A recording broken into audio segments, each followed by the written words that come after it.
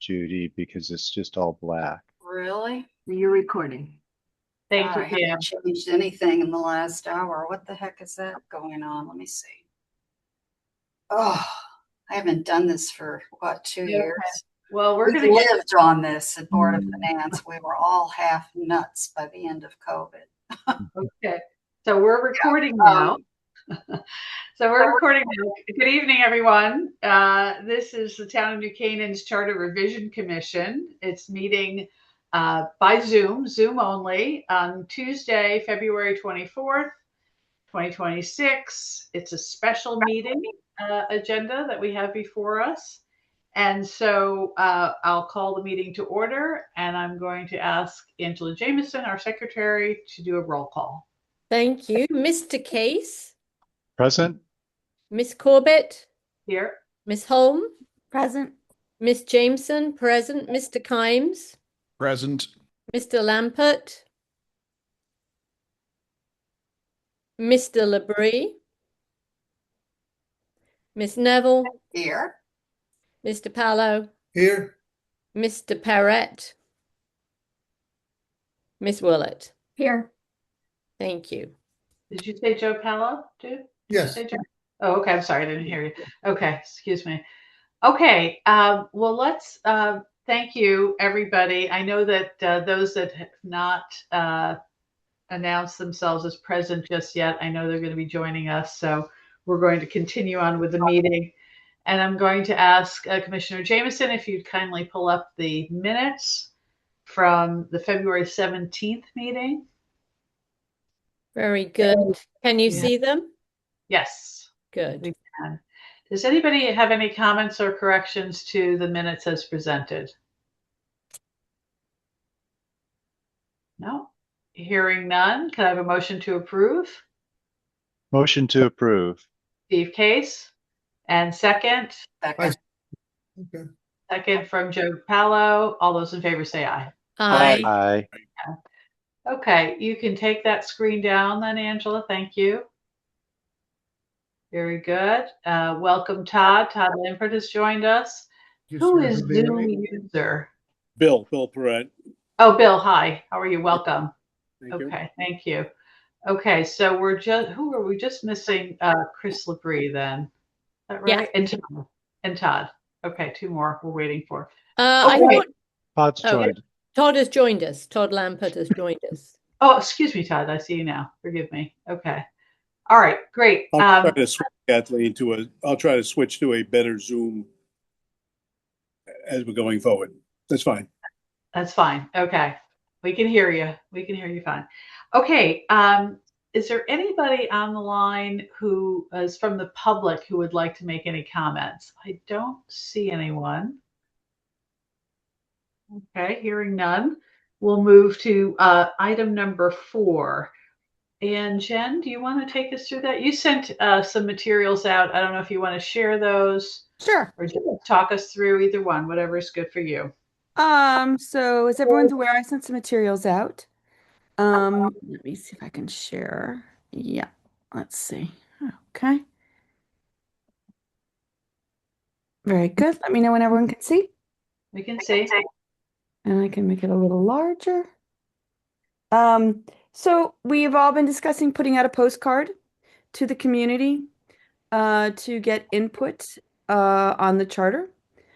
Currently, right now, by the way, on the input form, we are up to 70 participants.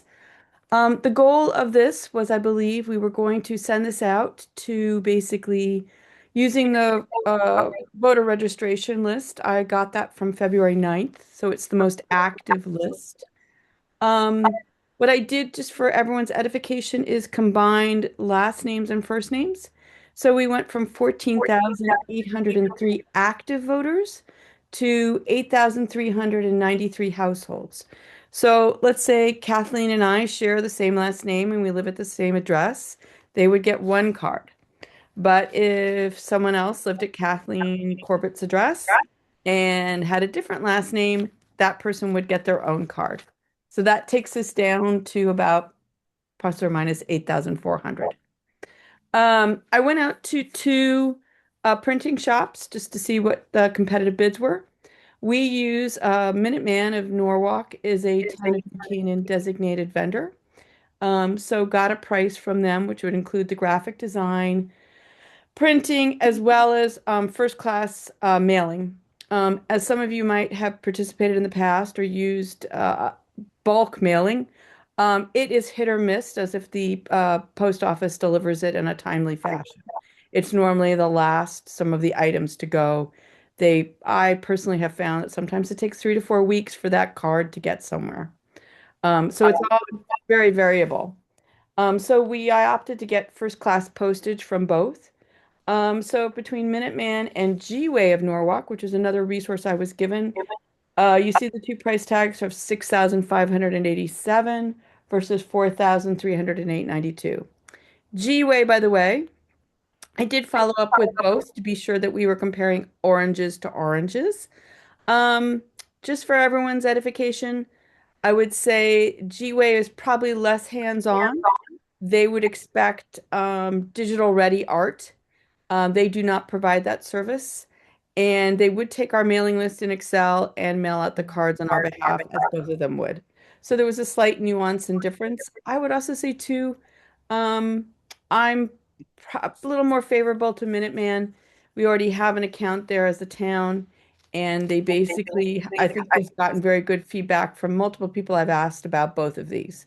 So that's just my thing. Um, Secondly, the card would be 4.25 by 6.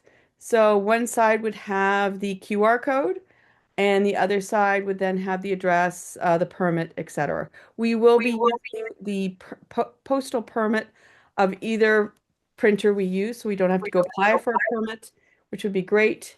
And I did get some great input and suggestions on the card, so I made a few tweaks. Always happy to get some more.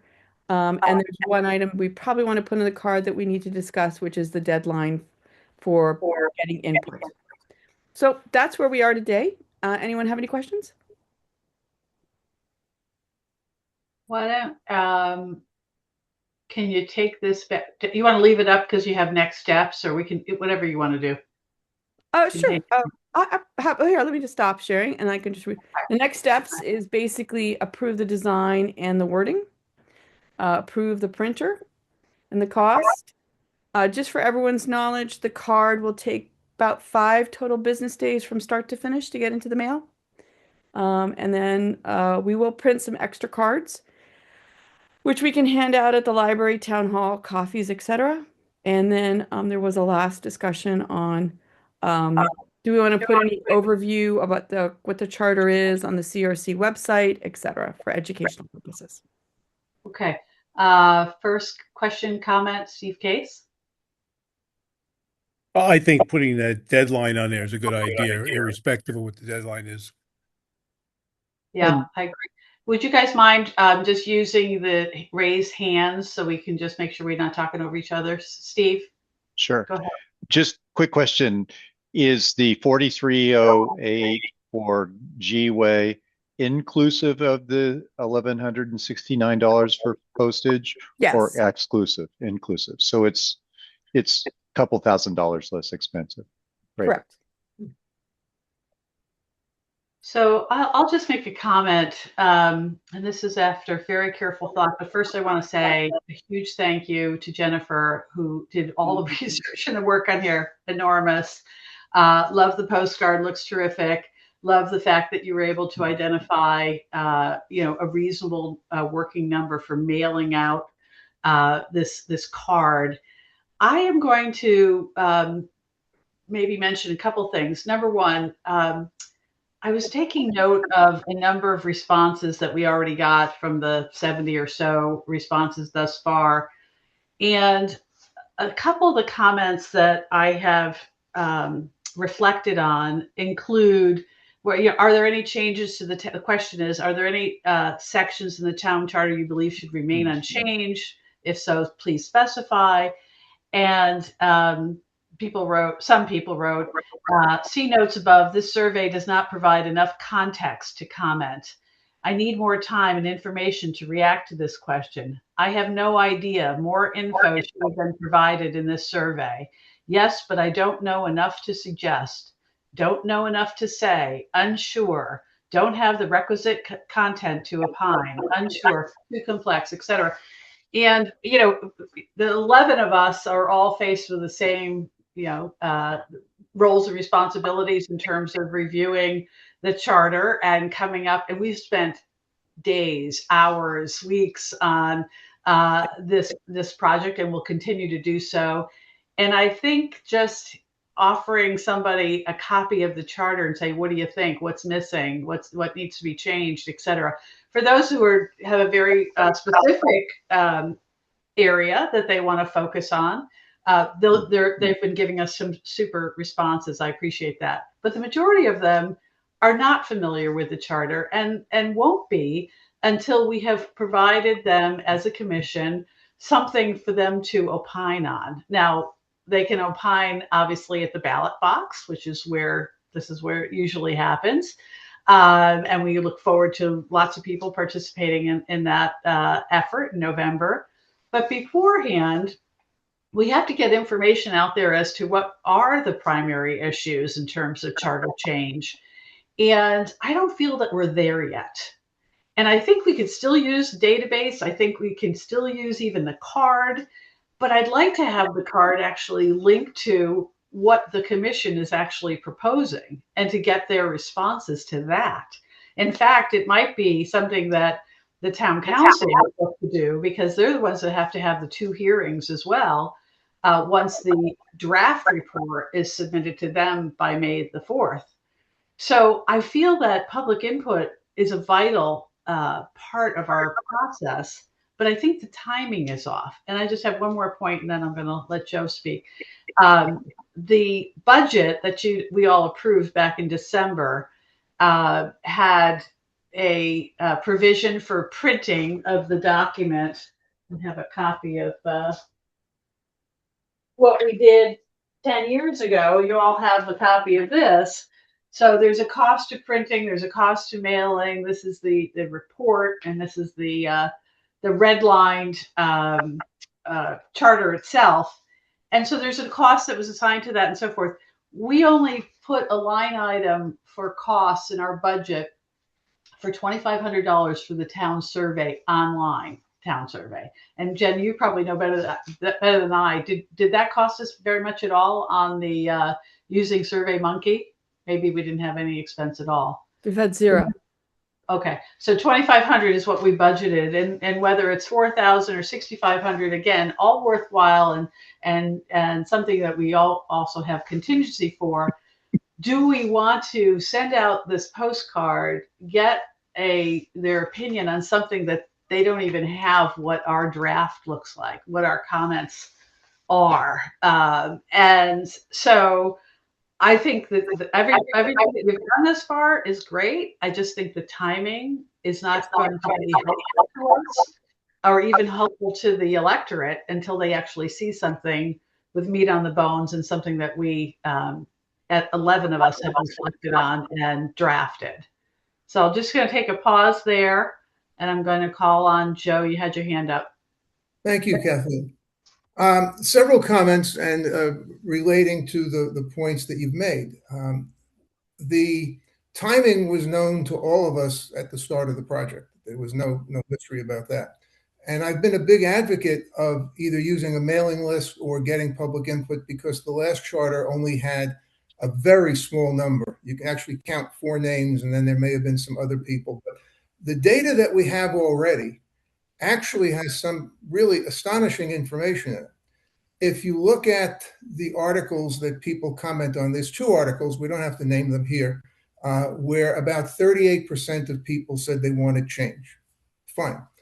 If you extend 38% through the 15,000 people that are basically in the voter pool, that comes to well over 6,000 voters. In other words, this group of 38% is larger than any voting bloc, unaffiliated Republican or Democrat, in the town. So it's a significant number just from the early data that we have now. So while I think your points are absolutely correct that there are people that don't know about the charter and have said so, there are other people that have commented, and that comments have already risen to to the point of a very significant number, bigger than unaffiliated Republican or Democrat. And that's if it's a straight line. Now, it's probably not going to be a straight line, and that's why we need enough data that we can get something that approaches statistical probability or at least some heft to the data. And so I would just offer that as well to the discussion. Anybody else? Bill? I don't know electronically how to get my hand up, but that seems to work. You know, in some respects, I'm wondering what it is we're discussing, because we actually approved doing a survey 2 months ago. And the added cost is only cost because the town will not allow us to use the email list that they allowed other bodies in the town to use. And, you know, it doesn't preclude us from finishing our work and then sending something else out later on to ask the people what they think. But I don't remember, Kathleen, you would remember, but my recollection is that last time there were sort of 10 years ago, 90 people we talked to, 80 people we talked to. I forget exactly what the breakup of that was, which is hardly representative of what the town believes. And I personally believe there are enough important issues facing the town that getting the input from the people is really important.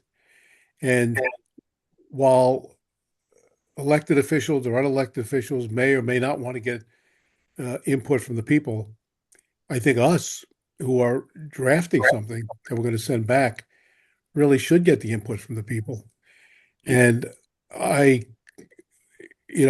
we're at the point, I'm not even sure what we're discussing other than it is between $5,000, $6,000 and $4,000, which is in New Canaan petty cash. But if it's a problem, I'll fund it. As I said, the budget is not the issue; it's the timing. And from my perspective, the timing, the timing is only being caused by the fact that the town embargoed the mailing list that they let the Planning and Zoning Board use, so we can't get the input from the town. The timing is only exacerbated by the fact that at the last meeting, we could have voted on this thing. It was the most important item and didn't vote on it. And now we're discussing it again, something we approved doing 2 months ago. we definitely We approved sending it out 2 months ago by email. And I had an opinion at that particular point in time, but this is something we've done. And now we've seen some preliminary results. And what it sounds to me like, there's a lot of people who maybe are concerned about what the voters think. And personally, I want to hear what the voters think. I don't, they're entitled to say what they think. And if somebody is going to fill out a survey without doing the homework, shame on them. Let them not fill out the survey. Let them do their homework. But there are a lot of people in this town. We have some charts that talk about 80% of the town having college education, 40% of them having masters. I actually think that the people of our country and the people of our town are smart enough to articulate their views, and shame on us that we don't want to hear it. And nobody says we don't want to hear it, Bill. Jennifer. Oh, it actually is. You want to draft some people, not you, Kathleen. You may be speaking for the group. I don't mean to personalize it. I don't want to draft the report until I hear what the people want. Jennifer? Yeah, I think we can actually accomplish both by sending out the card now and then leaving open the deadline to allow people to respond to. We can achieve essentially, I think part of the goal of this was to get input into our initial thoughts, which we've started to get with the 70. But I also think there's an awareness. And, I think that getting more input now is only helpful. And if we continue to leave the survey or the input form up for a longer period of time to which we originally said, once we produce a report too, this will also become relevant to also be able to get input using the postcard. And I think that we can achieve both of those goals if we start to get and put this out now. Angela? Thank you. So I believe that we agreed in a prior meeting to explore this issue of the card and to see what it might cost and what it might look like. I don't believe that we just had approved to send it out. And the more I think about it, the more I agree that this isn't the best timing, particularly given that we don't have the budget for it and would probably have to ask for a special appropriation from the Board of Selectmen. I do think we have to provide, for it to be more effective, we would need to provide more tangible issues to which on which people could react. It's all very open-ended, and most people in town are not experts on the town charter and probably don't spend a great deal of time thinking about it. I'm also a little concerned that we're not going to get a huge number of responses based upon, experience of sending out postcards asking for responses, such that we actually have enough that it's really statistically, appropriate to base conclusions on that. I think that we've had people come to our meetings, we've had people submit things in writing, and I think that we've got notice on the website that we want to hear from people. Karen. Yeah, thanks. I just wanted to say that, to Bill's point, that we have done, I think what we agreed on back in December, and we have done, is create the survey and send that out as widely as we are able to. The emails that Bill was talking about that he described as embargoed, that wasn't actually really a part of the original plan. It came up much later as a potential option, and we explored that, and it was just deemed not really appropriate this time because of the source of those emails and privacy concerns and such. So the postcard is actually an extra idea to get even more feedback than we have been seeing through the survey. It's really an attempt by this whole group to reach as many people as possible. But it does cost money, unlike the survey, which was very inexpensive or free. So I think that Kathleen's points about getting the timing right is really crucial because we only have one shot at the survey, and I think or at the postcard. And I think as soon as someone receives that postcard, they're either going to use it or throw it away. And it's not going to be there. It's going to be hard to get back to those people, to get back on their, radar after at a later date when we have, as Kathleen said, some more options, more context, which is, I think, what most people that I've talked to in town are looking for, is context, because nobody's going to go out and read the whole charters, but we do want people to understand what the charter is and what we're doing here. And I think having that context, as Kathleen said, a little bit later in this process would get us the most responses. If that's what we're looking for, it depends on what our goal is. So we could send it now, and I think we will get fewer responses of content. We will get more maybe of the, like Kathleen describes, I don't know enough to say anything, but if we do send it with more information about what we're doing, what we're contemplating changing, we will get a lot more responses. So those are the two options there, I think, and just wanted to note that. Okay, thank you, Karen. So Todd, then Joe, then Steve, then Russ. Yeah, so, at first I was listening to Joe's comments, which are great, that we have, I think he said 5,000 people that want change, right? And change is good, but, we sort of have an obligation, I think, as the commission to produce something that's narrowly tailored to the constituents so that they can focus on it. It can't be a free-for-all where everybody's commenting on an entire range of things. And if they want to comment, these 5,000 people have the ability to show up every other Tuesday and speak.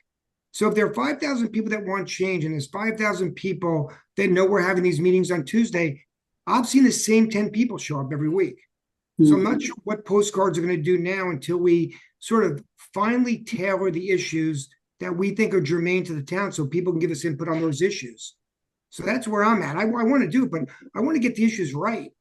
I came here having no idea what one issue in this town was. I had never even looked at the charter before I got here. So I didn't even know what people were upset or not upset about. But, Joe's saying there's 5,000 people that want change. Have them show up. Let's hear what the change is. I mean, I've heard the same 10 people show up over and over again with the same 3 issues. You know, are we going to appoint somebody? Are we going to elect them? We're going to have 3 or 5 people. So have them show up. But once we as a group say these are our 20 issues, send the card out. Let's hear what people say about the real issues, not about just random stuff. That's it. No. Thanks. Okay. I think hang on, let me just lower my hand here. I never mentioned 5,000 people. What I said was about 39% of people in 2 cases had pointed to particular articles in the charter. And I said, if you extended based on the number of people we had, it would reach a very sizable group. So it was just a straight line extrapolation. I would also add that everything that we decided to do in December was predicated on having the mailing list. And that obviously a direct email type of campaign is very cheap, very quick. And we know from POCD was the role model when we put this together. There were a number of people that came and talked to us. And I can't remember the exact person who it was, but somebody directly involved in the POCD came and counseled us. So we were counseled in this direction, and then we were denied access to the mailing list. I would be willing to give up on the postcard if we could get the mailing list. I still think that's the preferred solution. And somewhere it was said that the mailing list will never be used again because it offended people. And I would just ask, has it been destroyed? I doubt it. I very much doubt it. That mailing list is still around, and at some point, again, it'll be viable. I think everything that we can do to get public input is really our time and money well spent, because the people that spoke at the commission, not just the people that came from the public, but all of the people that have presented to us largely come from one group, which is either appointed officials and to somewhat lesser extent elected officials. But we've really not moved outside of the group of the primary need constituency. So I feel very strongly, if we have to delay this, can we delay the timeline to accommodate it? But not getting the public input, I really think is something that historians will criticize us for. Steve, thank you. Kathleen, when they're done, I'm on here. Fine. Okay. Thanks, Judy. Just Steve, real quick, I'm on Judy. twice. I love it too. I don't know what happened. Hey, Judy, if you hit the share button at the bottom, I did that, and I It'll let you was raise your on hand. for an hour before this meeting started, and all of a sudden it's gone. I don't know why. Okay, we'll come to you, Steve. But it's all right. I loaded on another device. just I'll try to be quick. My opinion is now's the time to get input. As time goes along, it's more the town council and others. And I also strongly believe there are a lot of people in this town that don't follow email and the papers, and this would reach now. And the longer we wait, the less likely we are to get that group's input. So I'm just very much in favor of doing this now and making adjustments, like I think Jennifer was saying, to make this living. So there's a QR code that could change over time, and we keep people up to date as to where we are. So just my thoughts. Okay, thank you, Russ.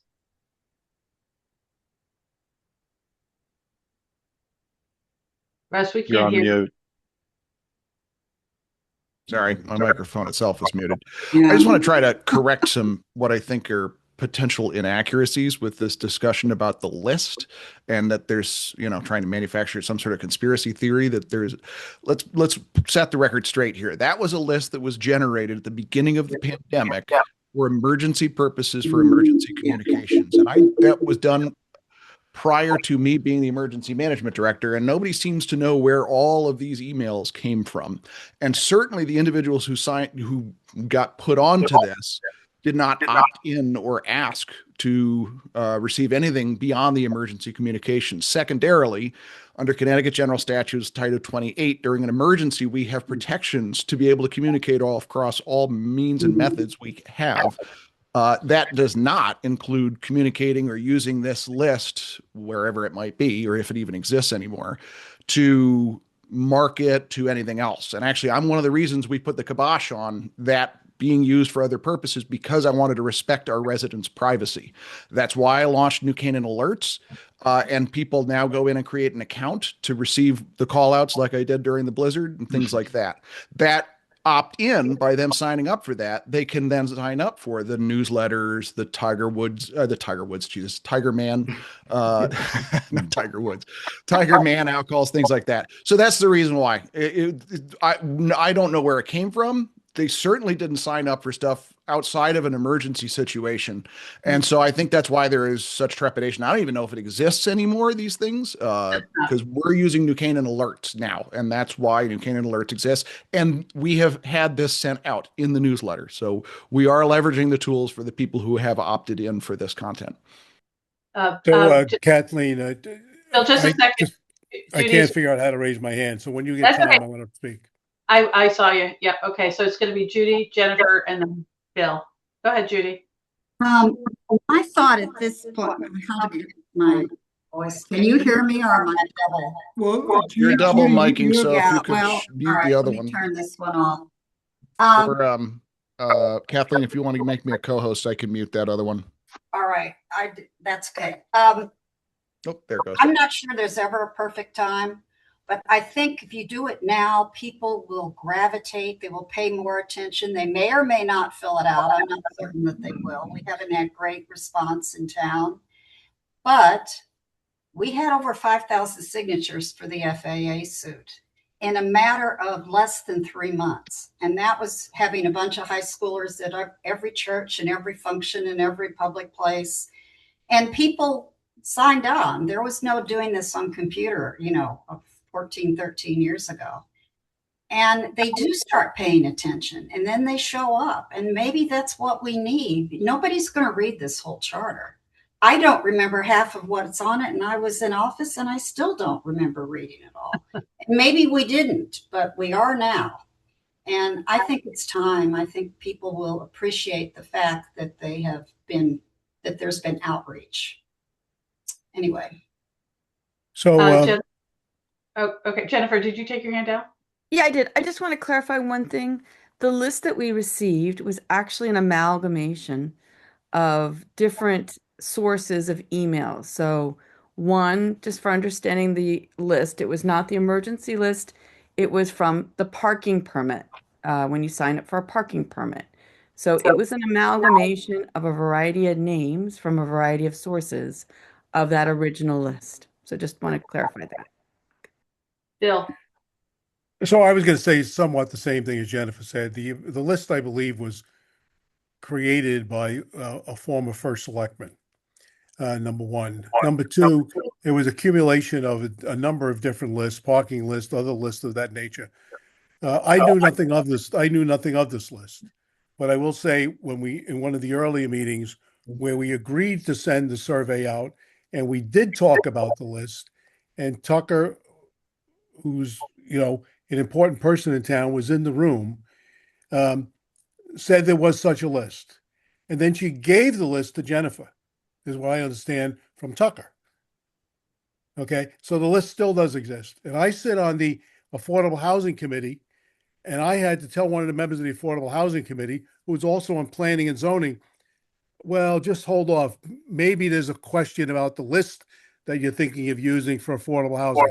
So, Russ, if you got a problem with the list, you need to let people know, because most of the people in town, this is a secret. Not the same. As far as I'm concerned, there's no secrets. There's no conspiracies here, Bill.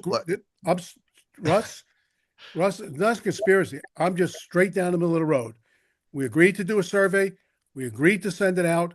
What I want to do is send it out. I do not like going back month after month after month discussing the same thing. It sounds to me like government, and I don't like to spend a lot of wasted time. Well, I may surprise you that I actually support. We agreed. I'm not talking over you. You're talking over me. We agreed to send this list out. I'm not even sure I was in favor of it, but what I'm not in favor of is suppressing it.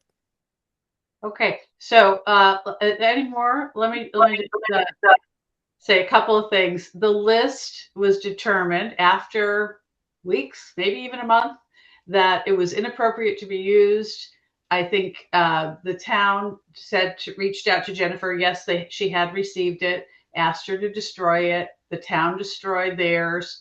And so that list doesn't exist anymore, as far as I know, because they did not have the proper authority from people saying, yes, you may use my list for other purposes. So that's fine. We'll find other alternative ways. We as a group said, look, let's look at, and again, I want to applaud the work that Jennifer has done. She came up with the address list perfectly fine. I think that's going to be the way in which we're going to be sharing the reports that are in our budget and so forth. So that's all very helpful. I think we'll take a vote on this. And I think everybody's here, right? The whole commission. And so the vote is, please vote yes if you'd like to send out the card with the QR code to the, Jennifer, correct me if I'm wrong, 8,000 addresses, thereabouts. And we're going to put on a date, correct, is what you're thinking in terms of response and so forth. And within about 5 or 6 days, it'll take the Minuteman, I think is your proposal, to send out the postcard. Okay. So that's if you want to vote yes for that to happen, please. Yes, go ahead, Todd. Are you saying yes? I just had a quick question. Yeah. I want to send them out. I just think it's a timing issue. Is it today or a month from today? That should be the choice. And if it's today, that's great. If it's a month or 2 months from today, that's great too. Yeah. So, okay. I'll add that clarification. Send the postcard out today or within the next week. And that would be to vote yes. And the alternative, and Chris, I see your name. Hold on a second. The alternative would say to vote no and to do it at a later date, closer to when we have a draft of reports. Chris Labrie. Yes. Do you need a second on that motion?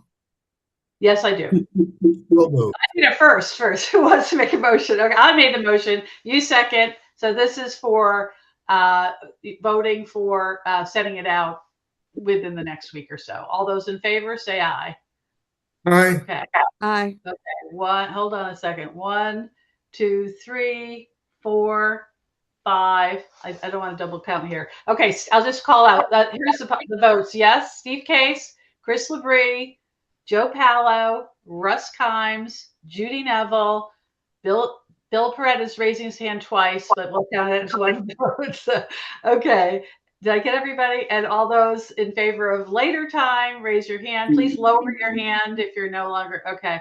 And Angela Jameson, Kathleen Corbett, Karen Willett, and Todd Lampert a vote. So it's in favor for going, if I did my math right, in favor for going sooner rather than later. And so, Jen, do you need anything else from us? Is everyone okay with Minuteman? Any issues? I am. Yeah, I've used them. They're good. Okay.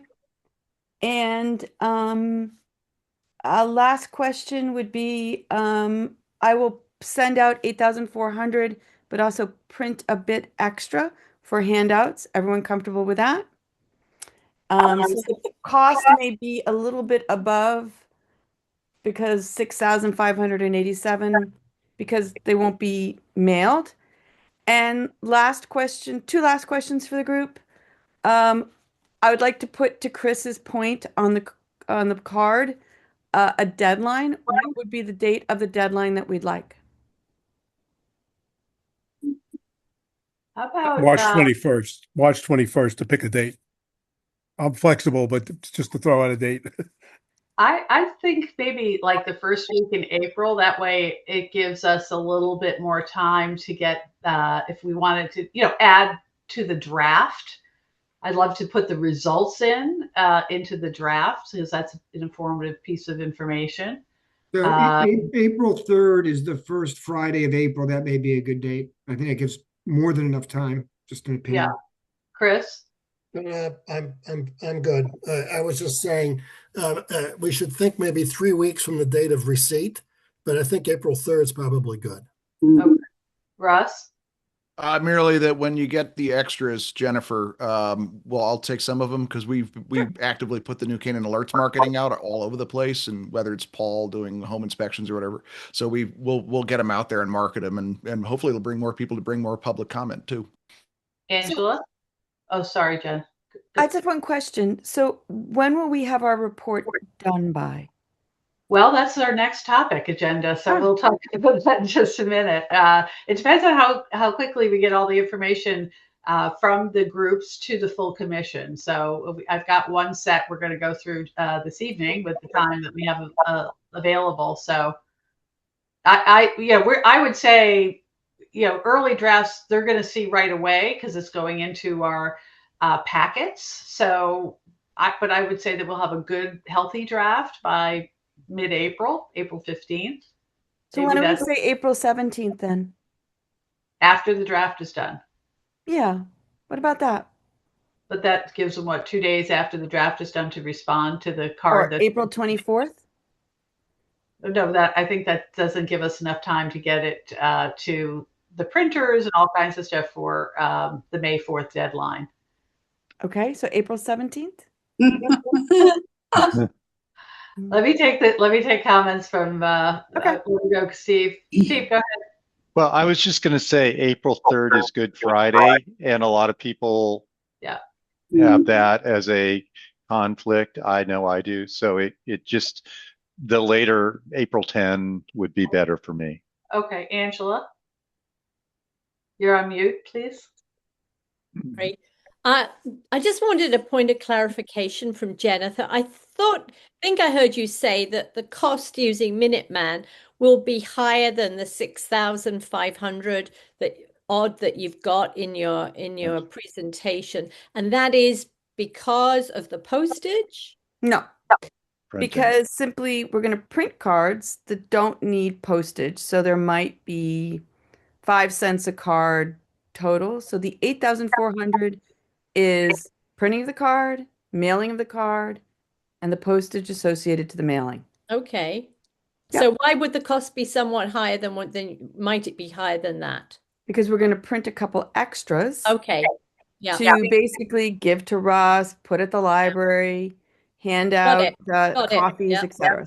Okay, I understand. I would say we're probably, from what I did the math, somewhere around 6,700 in that case. Yep. Okay. Thank you. Todd? I'm going to pass. Let it go over to Chris. Okay, Chris Labrie. Yeah, I was just commenting on, going to comment about moving the date further and further back. I think the purpose of this is to get input. And so even April 3rd was a bit late. If Holy Week's a problem, I'll make it Monday or and of that week, March 31st or something. And then because we want the input, right? It's grist for the mill. So the sooner we get the grist in the mill, the better off we'll be. If people want to comment on drafts as they mature, they'll show up. I'm pretty sure that we'll start hearing once we have, and we start saying, well, this is the final or semi-final version. So what we want is, raw data, people saying, here's what I currently think. So the sooner we get it in, I would be in favor of sooner. So, maybe March 31st is a better date. Todd? Yeah, no, I agree with Chris. If we're going the route of sending it out now, the more information on an earlier basis is better. So I think March 31st makes sense if that's the route we're going. Okay, Bill. Kathleen, I agree with that as well. March 31st. If for some reason the post office delays it a couple of days, we'll know that, right? We're all going to be on the mailing list. We can then call a play and go to April 3rd or April 5th if we have to, because of the post office, up based on your discretion. Okay. All right. Jen, you have, I want to share how many people respond. I'll be really curious to see how many respond. Just so you know, 10 years ago, it was during the presidential election, 10,730 votes were cast for president. For the 125th race, which is on the same ballot, only 7,618 people voted for the 125th. So not everybody votes. This is presidential, that got the highest votes. Mhm. Then the 125th race got 7,600 votes. The referendum for 5 town charter referendum votes, the highest number was whether or not Board of Finance members should not have to be real estate taxpayers, 8,426. So 79% of those who voted in the presidential election, so a good number, I think, 8,426 vote. That's where the information comes from at the ballot. So I just wanted to share that piece of information with you from 10 years ago. Okay, let's move on. So we've got our votes in. Thank you for everybody's input. I want to now go to, I'm going to be sharing a screen here. Hold on a second. Let's see. Why does this look like it's changed on me here? Okay. All right, let's wait a minute. I'm going to pull up a document, if I can pull this up here, that is on your, you can get it from the draft of the, it's called draft reports under the commission. And let me pull this up first. Everybody should have seen a copy of it already. And there we go.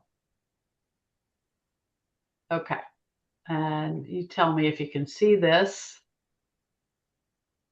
Everybody see this? Mhm. Okay. So this is going to be what I want to thank everybody in their groups who have been working diligently on focusing on their particular areas. I'm going to, let's see, get the speaker view up there. And hold on a second. Okay, so here's a draft report, and again, this is going to be something I just used as a framework, which was a draft that we had used a decade ago, and just started putting in names and so forth and so on. This piece, which is really just the structure and the content areas, this can all be edited and changed, but it just starts you off in terms of understanding kind of the format and the draft. So one of the things that we just want to describe for the public, first it goes to the town council. Obviously, it's shared with the public at every point along the way. We describe the commission's process.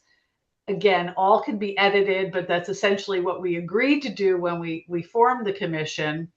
And then we talk about the actual structure and the potential referendum. Again, we haven't had any votes about what issues we want to consider and so forth. But when we do see the information coming up from groups 1, 2, and 3, we'll be looking at something like this. We'll be putting them in 2 sections. One is for major considerations, revisions, and additions. Those are the ones that get to the ballot. Okay, so these are the ones that actually go to the ballot. Section 2 are minor revisions, clarifications, references, definitions. They too go onto the ballot, but they're generally they're put into one section. And these are provided in this report along with the major considerations as well. And I want to thank Joe Palo for giving us the information thus far that he has worked on and all of Group 1 has worked on for article number 1. So we're starting here, and by the way, this report we can plug and play into any article whenever each group feels comfortable enough to move it up to the full commission for full commission discussion and either consensus or actual vote. And so I'm going to just share with you, because I just took Joe's information that he sent to the public packet. And if you wouldn't mind, Joe, if you wouldn't mind, I'm just going to kind of quickly go through what you have shared with us. And then open it up for discussion. May I do that? Yes, please do. Okay. So the draft is that all the articles will be listed. Article 1 is general provisions. There are 4 items in the draft: title, definitions, general powers of the town, additional boards or commissions and agencies. So a lot of work has been done looking at other charters and so forth. And I think what has been put forward here is a very good edit of the existing Article 1. And that is title. If everybody can see this, forgive me if it's hard to see. Let's see. It's not bad. You can read it. Not bad. All right. Okay. Anyway, on the title, it's a little confusing. It says this instrument amending the charter of the town of New Canaan shall be known as the charter. That's the original language. It's been there since probably 1935, right, Joe? And Joe is clarified this to say this is the charter of the town of New Canaan, Connecticut. And maybe Well, in all fairness, Chris Labris actually came up with that line. I mean, I wrote it, but he actually came up with it. All So right, thank you. Credit goes where credit is due. Okay, thank you. The next section, now we don't put anything under this proposed revision edition if we're not changing it. So if there's no changes, it's not going into these buckets. But there are a couple that we did put into these buckets.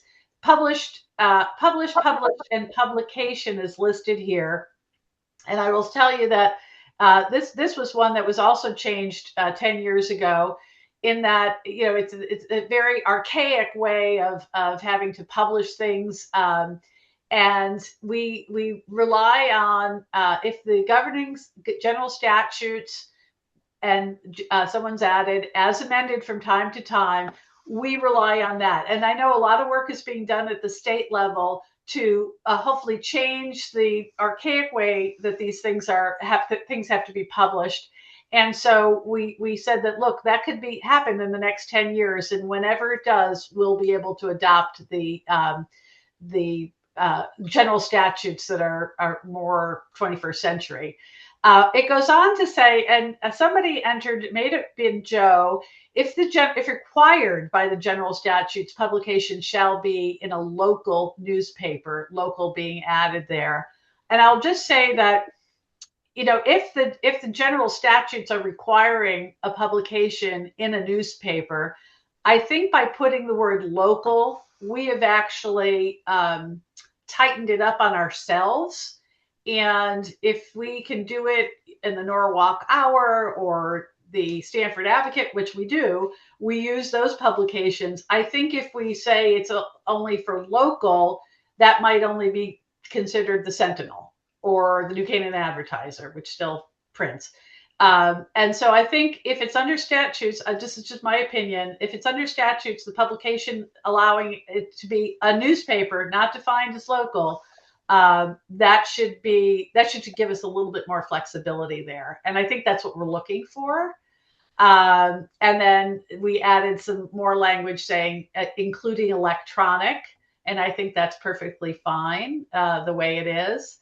And I'll just end with 2 more things here. One is the town seal, and Joe's been a lot of work here. It already is defined. It's already mentioned throughout the charter what the common seal is about, and then that's approving certain documents and expenses, fees, etc. And then Joe's added here, pursuant to the Connecticut's General Statute 7-101, the town clerk is the custodian of the town seal, and use of the seal is restricted to official town business. Now, the only thing that we also discovered as part of the due diligence done by Group 1 and Joe in particular, was that there is another seal or sticker, if you will, that's the town logo. It's not used for financial means, but it is used for documents that are meant to be, what's the word I'm looking for? If they're proclamations, for instance, if it's the side of the DPW truck, it is the town logo. So we're just using the reference here to the town seal. We are going to recommend to the town council as part of our report as well that they should look to codify in some way the use of the town logo, and to protect that as well. Doesn't need to be part of our charter, but should be considered as part of an ordinance or a bylaw or a best practice. And lastly, I'm going up to revisions, amendment here, general powers of the town. And added here is the Constitution of the state of Connecticut, which is different, I guess, than the general statutes. And so that was added. And then the last item here is under section C14, is adding the word committees, additional boards, commissions, or committees to the agencies. Committees added here. We have added, the town council does add committees. In the last 10 years, TDAC was added. And then reference now, this is also open for discussion because this is not in the charter and this would have to be discussed and clarified. The Board of Selectmen shall fill appointed positions. If the Board of Selectmen fails to fill any appointed positions within 180 days, the town council may fill such vacancy. It goes on to say the town council shall have the authority to decommission or modify by ordinance all such boards, commissions, committees, or agencies as permitted by the general statutes or which the town council deems advisable or necessary to carry out any municipal powers, duties, or responsibilities under the general statutes.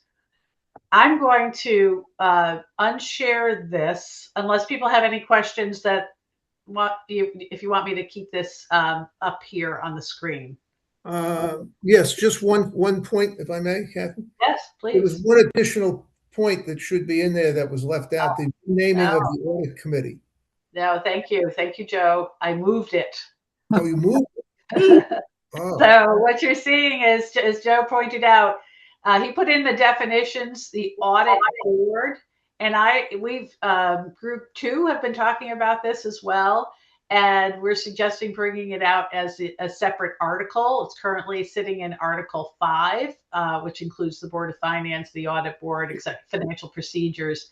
So we're thinking of coming out with your recommendations, of course, and calling it the audit board. And here are the basically just extracts from the Article 5, but having it separate, and we'll put something here.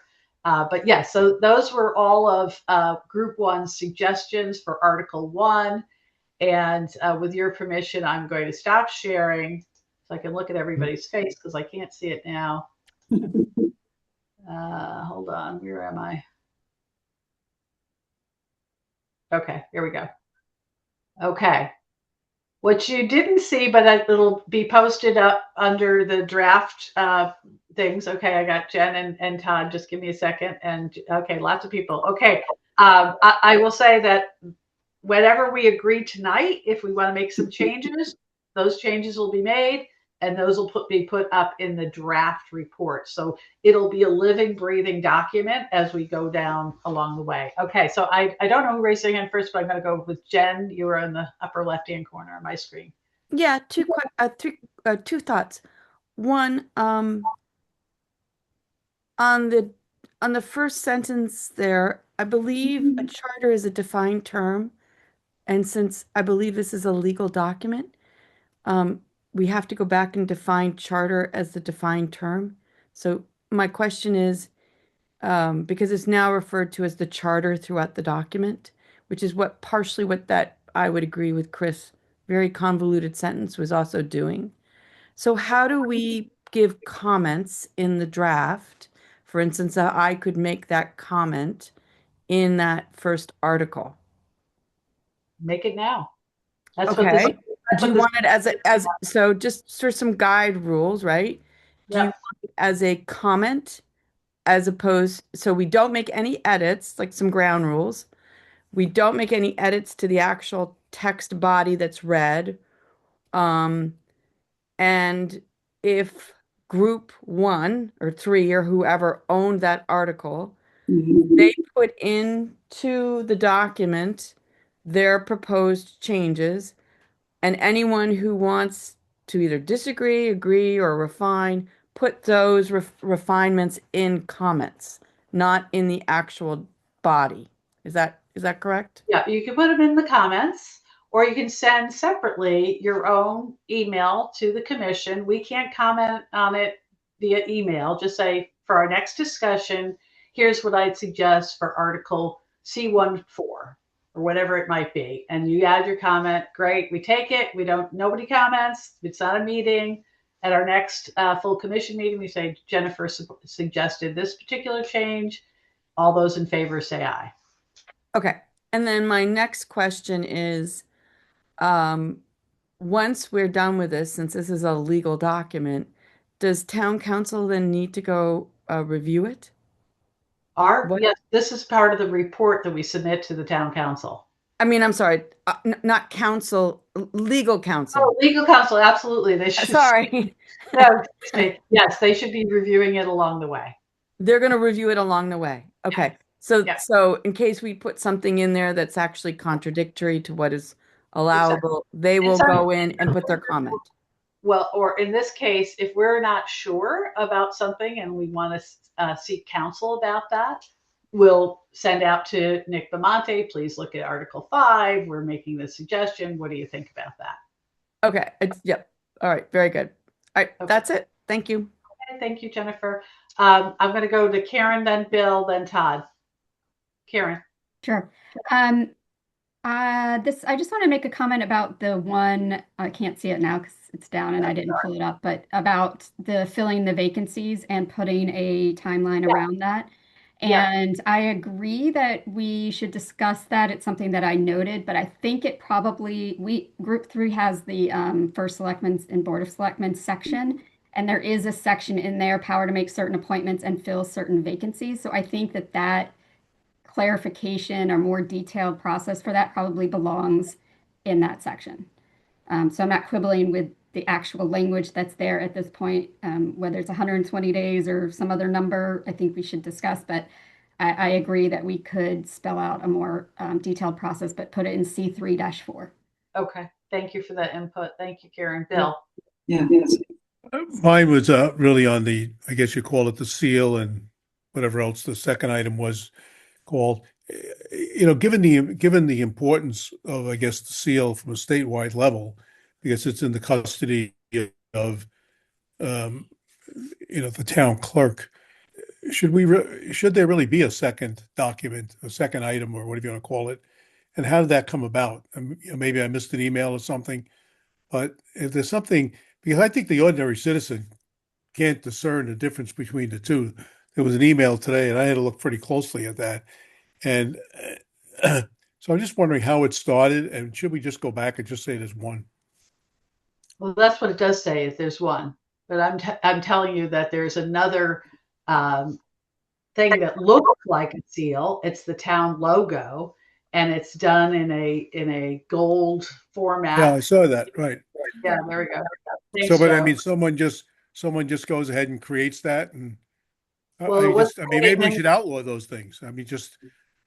You might want to tune in. It's still under discussion with our town council, SEL, and Claudia, because she's the keeper of that second one. It's the logo, essentially. And the town seal that's referred to in the charter is the legal one. Everything else is the town logo, which many towns have actually specifically identified as something that they want to protect and so forth. And so that's what the language currently says. The proposed language currently says. May I add something here? Yes, please. This is, I don't know if you can see it, but Hartford, Westport, they have logos that are dramatically different. You can't confuse them as a seal. The whole issue arises because our logo looks like a junior seal. And I honestly, the logo, which has the tree, I thought was the seal 3 weeks into writing this. And I was really astonished to find out it wasn't the seal. So it's because it doesn't have a distinction that we're in this sort of conundrum where looks like we have two seals. I didn't realize that was the point, but I think, Joe, that's exactly what I was asking. It's sort of like in a corporate world, you're having every little division having a CEO. Who's in charge? what is the right document here? Yeah. And why would we spend any money having 2 or 3 or 4? What's the limit? Well, it's both under, they're both under the town clerk. And she works with the selectmen, the first selectman, if anybody wants to use the logo for any specific purpose, so that if, on someone's letterhead, on something that's officially something from the town. You can't start a restaurant and put the New Canaan logo on your sign, okay, without special permission. That's the idea. But that doesn't have to be in the charter. That's just an ordinance or best practice. Todd. Yeah, first of all, Joe, thanks for doing it. I think the work's really good. And I don't want anybody to take any comments like negatively. The publication section to me is very confusing. You talk about general statutes, then you talk about anything that's lawful, and it goes in and out of different concepts. And then publication. First, so I just think it needs to be a little narrowed. I would just take a good look at it. I'm more than happy to take another stab at it and discuss it with Joe offline. It's a little confusing to me when you start talking about lawful and talking about statutes in the same paragraph, for me. Okay. Why don't you take that up with Joe and then come back to us with your recommendations? If you'd like to draft something and send it to me, I'd be happy to look at it. Am I allowed to do that? Yeah, That's sure. your point. Absolutely. You put it in the comments. Sorry, that's where I'm going. Yeah, I understand your point. I really do. But otherwise, I think it's great. So Yes, thank you. that's, I mean, send him a note. That's absolutely fine. All right, thank you. Please, we'll try and fix it. Oh, and one other thing. Hey, Bill, if you go down right next to the share button, there's something that says react. If you hit react, you can raise your hand. It's right next to the share. It says react.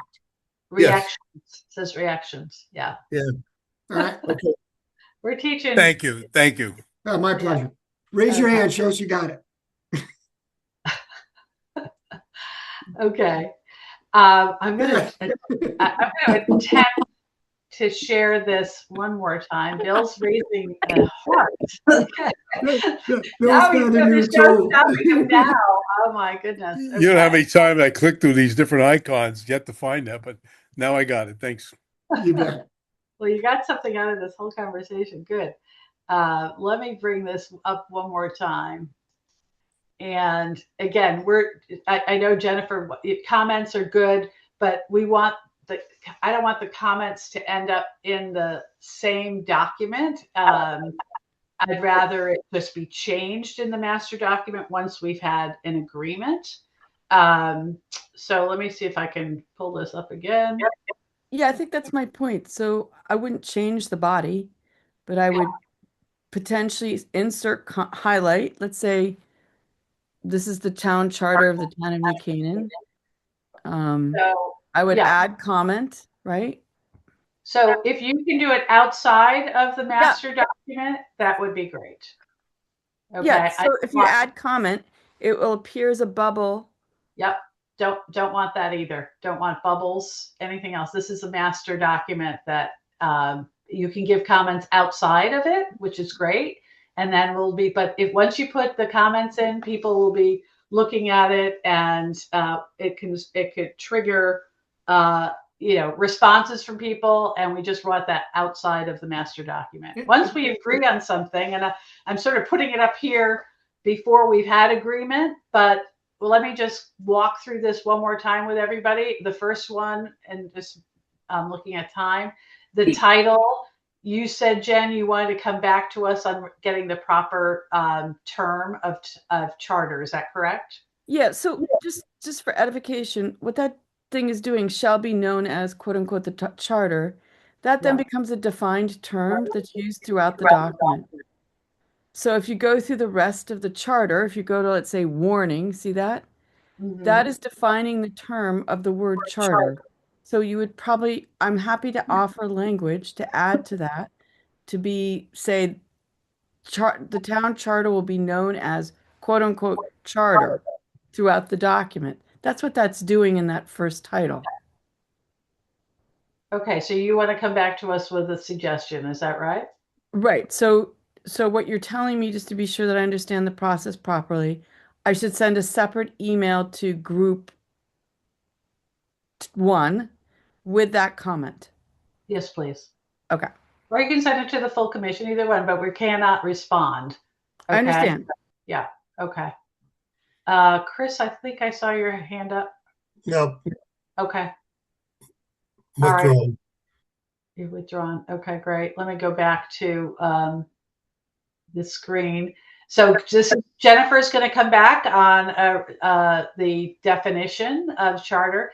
I understand that Joe and Todd are going to work on a publication. Yes. Town seal. Is there anybody here that objects to the language listed under town seal? I had neglected to comment on this one. I actually copied it into here. There's a definition called warning, and it's the statement prescribed by the charter or by the general statutes giving notice of a date, hour, place, as well as the purpose, meeting or public hearing of the town council or any official board, including ourselves, commission or committee of the town. And I don't know if that's obviously a legal definition. I don't know if it's used in today, that if that's still a proper terminology, but we can get that from council, or maybe one of our own commission members would know that. Any response to that? I can't see you guys, so you're gonna have to I'm speak. not even sure what that statement means. But we've been living with it for a long time. I think it's about, I don't even think the word warning exists throughout the rest of the charter. I'll do a search on that, but it's in the definitions page. Yeah, I'd just like to say I can't understand it. I mean, if we're going to have it in there, it'd be nice to have something that is easily comprehensible. Right.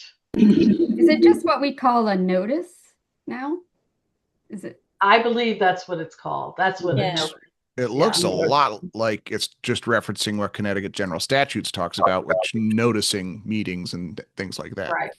Right. Why don't we ask It's on my list to ask. Council SEL to what this Yeah. means and what modern people are using to describe this.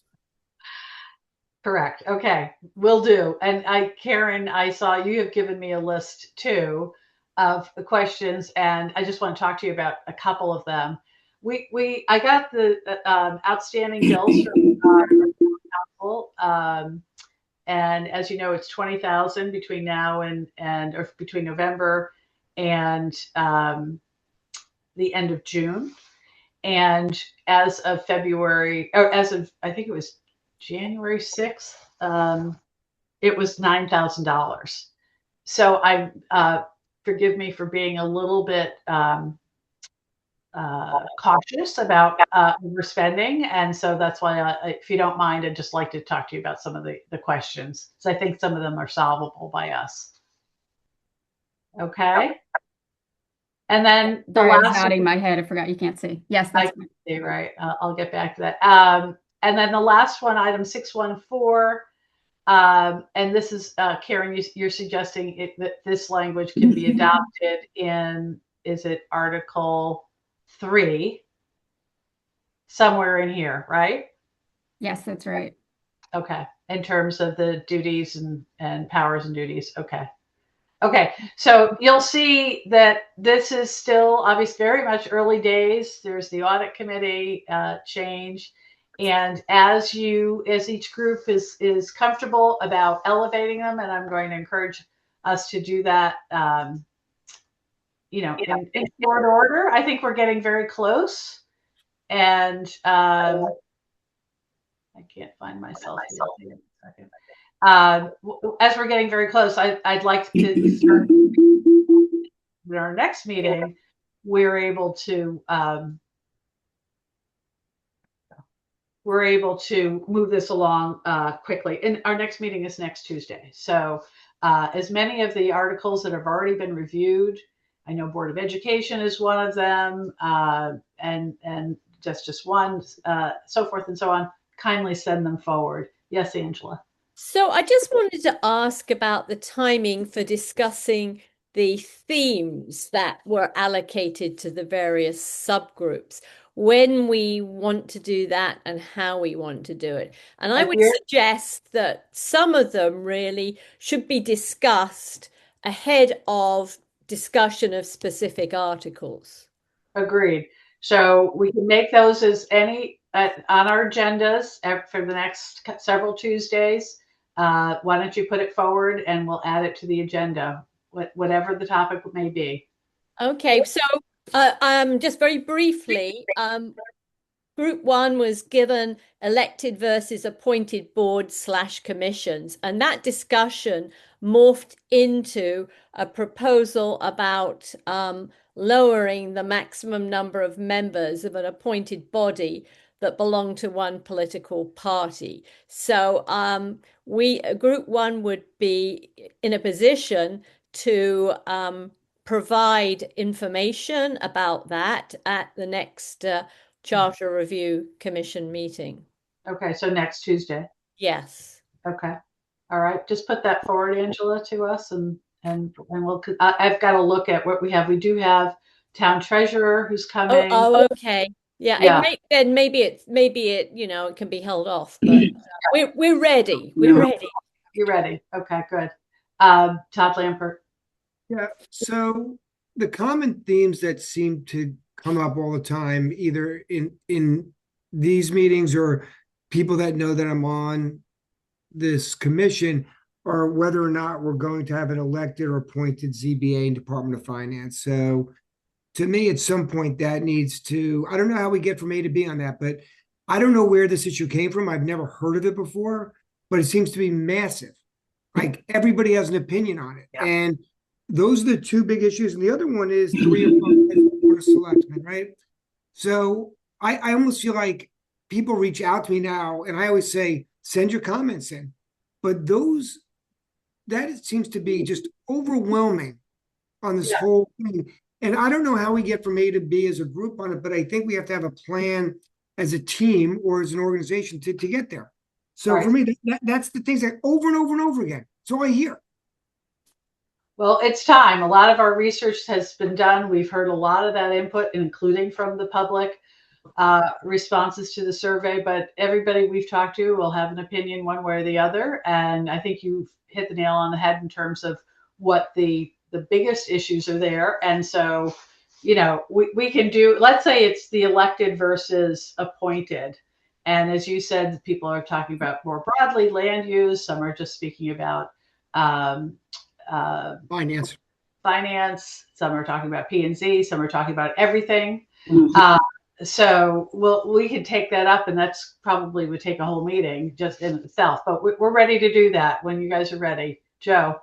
Yes, on the themes, I think definitely we should have the theme discussion, but in parallel with the specific discussions related to the articles that might be in question. There's no reason to hold one for the other. And for example, tomorrow in our Group 1 meeting, we'll be talking about P&Z. And so there might be some things we can share. Yeah, in some cases it's going to be by the article. In some cases it's kind of a broad, sort of. Let's talk about elected versus appointed. So, or groups of 5 coming from 3 to 5. Bill. Kathleen, on Todd's point, trying to figure out how we get to a conclusion on, maybe some of the most important subjects that seemingly be in front of us. I'm not sure we want to conclude by a vote of 6 to 5 that we should go left or we should go right. I think thinking a little bit about the process that will lead us to a conclusion might be helpful, because I hear a lot about these issues and I'm really not sure where I am on some of the issues, but I just don't feel comfortable like we all said and done, we heard everything, and we vote 6 to 5 and then we propose something. It sounds like not the right answer. Right. So let's take that a step further. Todd, did you have your hand up again? Did you want to say something else? I could, but I don't. I'll take it down. Oh, no, that's okay. So let's take that particular issue, elected versus appointed, and I don't suggest by any means that we just all raise our hand and say, what do we want to do? I think this would require a very healthy discussion among all the members of our commission in terms of, I think I'd take it one at a time rather than a broad one. So let's just say Board of Finance as an example. And that we should have a healthy discussion about that and the pluses, the minuses of that, what it would entail, and then see whether or not there's a consensus and there's several different layers of that. If it's a yes or there's a general agreement that we would consider any one of these things, what would it entail in terms of the ballot, etc. So it's a several. It's not just an up-down vote on this. So not to be argumentative, because I can be argumentative, but to me it might be helpful if we had a matrix that said if we were 6-5, 4 against, doesn't matter, that this is what happens next with it. I mean, if the issue is at 6-5, it goes to the town council for a discussion, and then they do what they want to do. You know more about that than I do. And taking some of these might be helpful to lay them out. Yeah. Because, for example, if on a certain vote you wind up putting it to the voters, that's sort of easy in one hand. It may not feel good, but it might be easy. So just give some thought to that, if you would, if you could guide us towards what how our votes would come about. Okay, very good. Jen, then Todd, then Chris. Yeah, I think aren't we really just voting on if something is an issue, not if they should or shouldn't be? So let's take, I don't know, the police commission, which we know won't be elected, but let's just do that as a trial balloon. What I'm really thinking is, shouldn't we be voting instead on, this is such an issue that the town council needs to put this to a referendum? And do we think this warrants getting to the referendum, as opposed to what we think it should be? So in essence, I would say I think it was Todd's point, that we hear a lot about certain boards or commissions or committees, and that we believe that the vote should really be that this should go to the town council, as opposed to us saying, oh no, we think that, the police commission should be elected.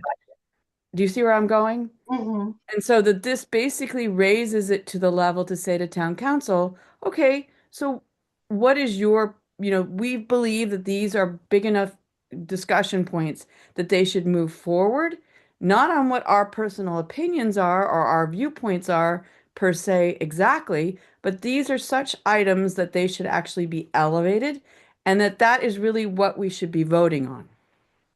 So I think you make a very good point. Obviously, it depends on how the votes might arrange. So let's say it was 6-5. I think to the town council, we're going to tell them exactly how the votes came up, what are the pros and the cons, and offer, for instance, what those options might be. So I don't think that we're passing on our recommendations or not having a recommendation to the town council. I think we're going to be very explicit in terms of what our thoughts are, our recommendations, and even if it means that it's a split. Let's say it came down to 9-2. And, there was, I don't think just one or two, a minority would necessarily move everything to the town council for them to make a decision as to, they might reject what we recommend, but I think that we could certainly reflect if we have a majority vote on something, say the police commission being elected. I hope this is not repeated, but using your example, if it was 9-2, 9 saying no, it should not be elected. I mean, I think that can be conveyed. Everybody will see what the votes are, but that recommendation is not going forward. Todd. Yeah, no, I think that's great, Jen. I think what you said, I resonate with that. I'm just wondering, and not asking anybody to agree or disagree, whether or not we say before anything makes an impact, it's got to be 7-4. Because when you get to 5665s, it's sort of meaningless at that point. And is anything that broken that it really needs to be fixed? But once you get to 7.4, we sort of get to this point where it's starting to lean somewhere where it makes a difference. And I'm just throwing that out there. I'm not saying we should do it, just an idea. Yep. That's a good idea. Chris. A couple of things. I think it is the responsibility of this commission to actually make recommendations and take a stand and not push it off to the town council. We were created by a town council. We are essentially, we are a constitutional convention. And we've been asked to look at the constituent documents of the town and make specific recommendations with respect thereto. And to kick the thing back to the legislature is to shirk our responsibilities. So on that score, I would say we have our own response. Let's do our job here, and let's let the legislature then decide whether they like it or not, as opposed to passing it back on. The second thing is, if we're going to make decisions with respect to very important things such as elected versus not elected or term limits, then maybe it needs to be unanimous. And if we can't agree on unanimous, then it doesn't change. Okay, something to think about. Karen and Judy. Thank you. I agree with Commissioner LaBrie that we need to take a stand one way or the other. And although I don't agree with his unanimous part, I don't think. I have to think about that. But my thought on this is that we can only send one draft to the town council. It has to say something. I don't think we should write a draft that has two versions of, anything that we voted 6-5 on. We send them a draft. They know it's 6-5. They make their own decisions based on that. They're having heard all of these discussions. Hopefully they're going to watch most of this and have heard all of this. And then they make their discussion. I think it's a slippery slope to start saying, oh, but if it's 7-4, we're going to do this. If it's 6-5, we're going to do this. It just sounds like a nightmare. I think we have one draft. We write the draft based on what our votes are, and then they deal with it from there. That's my thought. Somebody else, Judy. Yeah. I would focus here. Let me unload this one again. Hold on, I'll turn it off. I wouldn't focus on left, right, up or down, 6 or 7 or 7 or 4. What I would focus on is unanimity. If we choose to say that the public should make this decision, we should offer this as an option on the ballot, as opposed to we think the Board of Finance should remain appointed. That's not as important as if we are in enough agreement that it should be considered certainly by the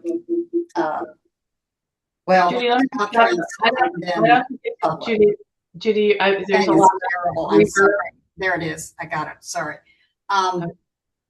Yeah, I would look at it that way, and I'm not even sure we should deliver a 7-4 or 6-5 decision to the town council. That's too close to call. If I were them, I would say, well, what good is this?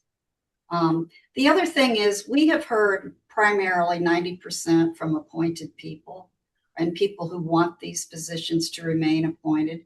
We've not heard from the RTC. We've not heard from the DTC.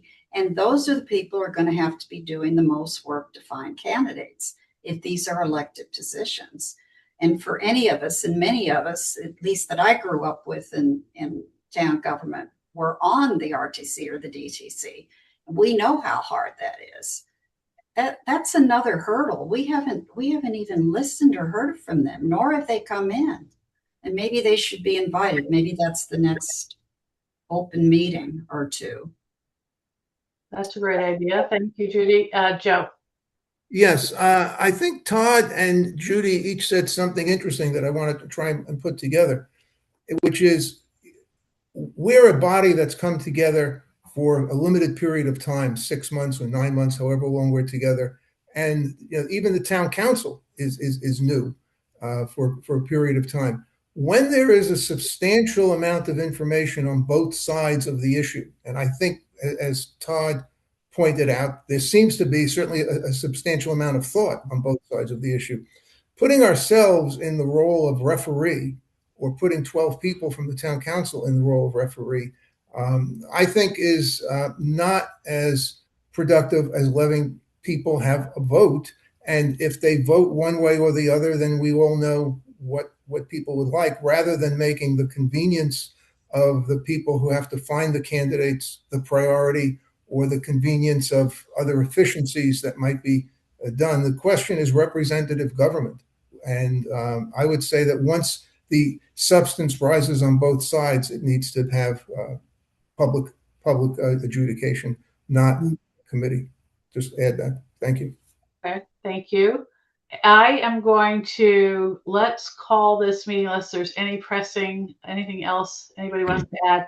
Our next meeting is, there's lots of committee meetings, so watch the calendars for those. Next Tuesday, the 3rd at 5 o'clock, will be both in person and by Zoom. On the agenda thus far is we're going to hear from Andrew Brooks, our town treasurer. We don't have anybody else currently signed up to speak to us. So again, I think we're going to get into the meat. We already are in the meat of the charter. So we're going to carry on with this type of discussion again for the next start. Any articles that you can put forward to us so that we can incorporate into the master draft, the sooner the better. That'd be great. And then that becomes part of our conversation at the meetings. And I know for the themed type, we'll probably try to do, again, one each meeting. We can talk about term limits. That's probably going to be the shortest amount, but we can have a conversation about term limits. We can talk about elected versus appointed. We can talk about increasing the number of seats on certain boards and commissions. So those are a number of the themes. And if I've forgotten any, please forgive me. But just send those to me and we'll just incorporate it in the upcoming agendas for the next several weeks that we have scheduled meetings on Tuesdays. Okay. Can I have a motion to approve? We're going to adjourn the meeting. So moved. Todd, second. Angela, all those in favor say aye. Aye. Is Karen still with us? Thank you, Karen. Appreciate it. Okay, everybody. Thanks again. Good discussion. Bye now. Bye. Bye. Oh, I have to wait a minute. Wait, I have to stop recording.